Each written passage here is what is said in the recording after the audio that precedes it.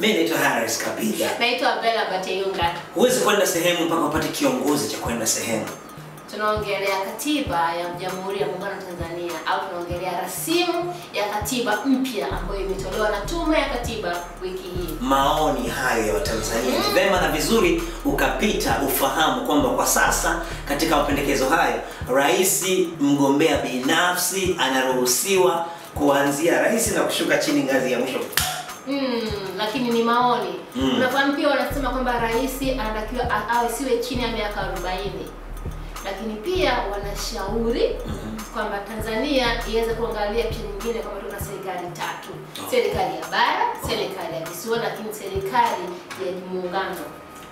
Hivi unafahamu kwamba mapendekezo hayo rais haruhusiwi kuwa rais mpaka apate kura 50% na zaidi.